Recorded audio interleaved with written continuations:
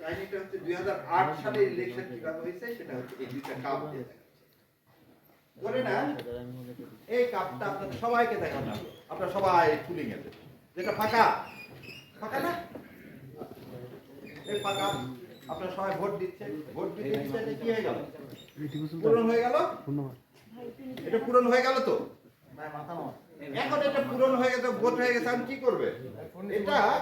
sorry ভাই উনি ধরেন প্রিসাইডিং অফিসার ওনার রুমে জমা দিলাম দিয়ে ওনার কাছ থেকে আরেকটা ফাঁকা নিয়ে এসে আপনাদেরকে দেখায় এখানে দিলাম ওইখানে পুলিং অফিসারও নাই পুলিশও নাই উনি যদি এর মধ্যে এখন 5000 ভোট ঢুকায় কি হবে এটা কেন বললাম দেখ 2001 সালে বিএনপি সিট পাইছিল 193টা ভোট পাইছিল 2,28,00,000 আর আওয়ামী লীগ সিট পাইছিল 62টা ভোট পাইছিল 2,23,00,000 আবার শুনে বিএনপি ভোট পাইল কত 2,28,00,000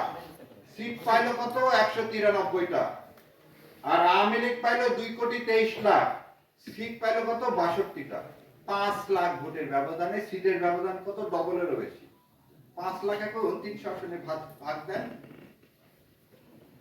300 আসনে 5 লাখ যদি ভাগ দেন ভাই 2000 করে ভোট ওখানে উনি ঢুকায়া দিলে কেউ জানবে না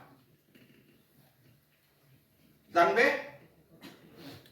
আমি তো মুখটা কাপড় দিয়ে পেঁচানো হয় কখন যখন এটা ডিসি সাহেবের কাছে পাঠানো হয় গণনার পরে